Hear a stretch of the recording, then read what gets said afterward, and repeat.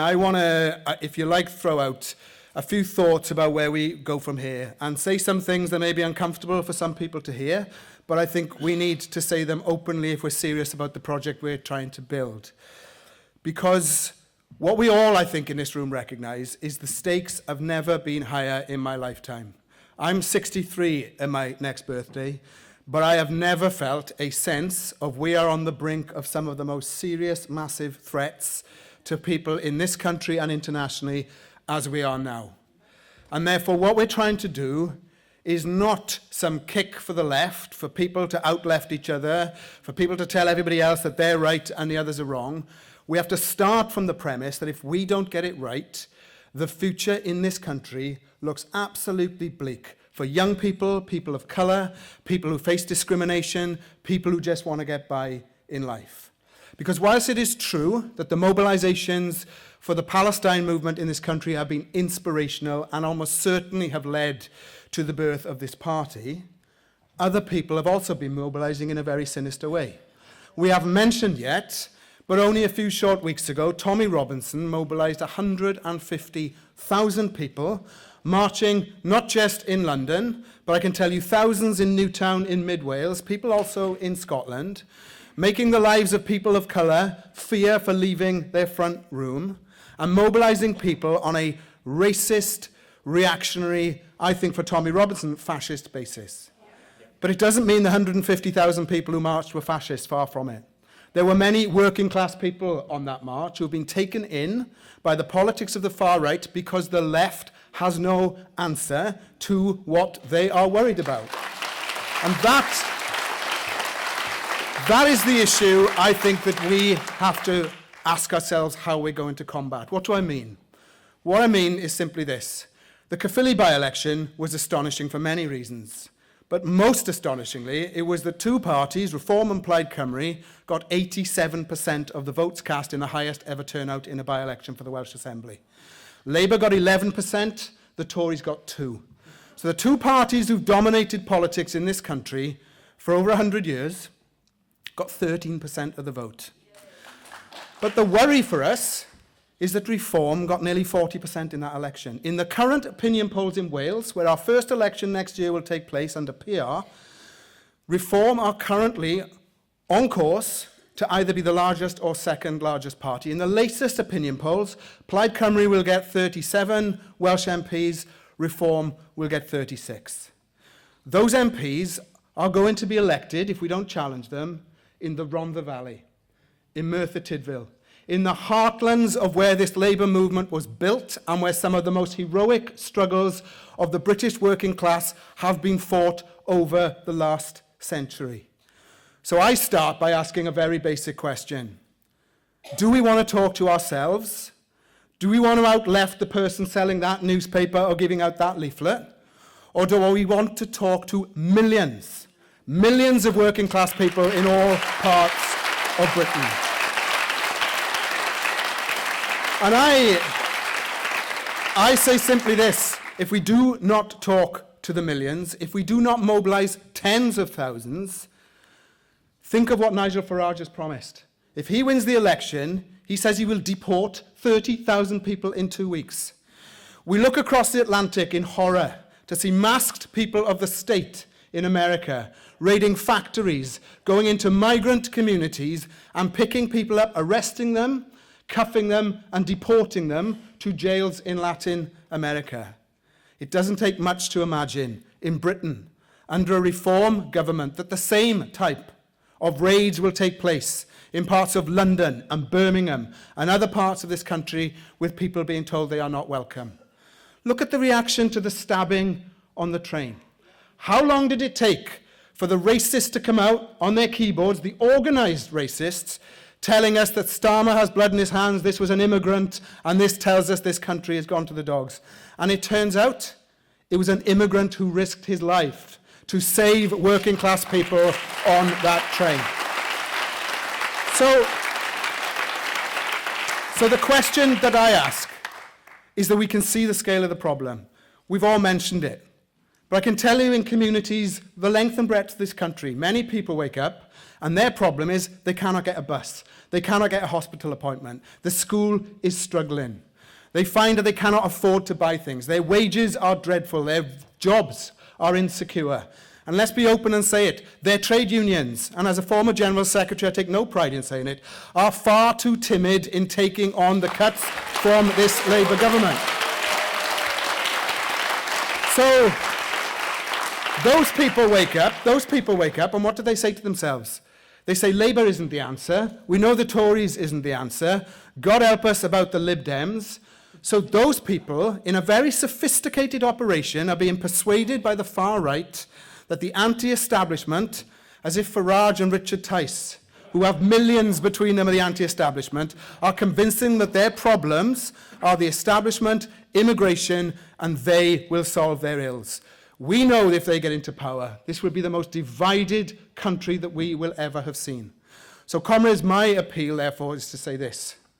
Given what we need, given what we have to build, I am happy to say the antics of those people, those anonymous people behind the scenes at the top of your party, have been shameful. They have been disgraceful.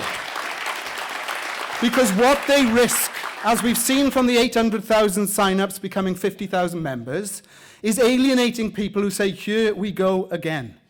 They cannot even agree before the party is launched.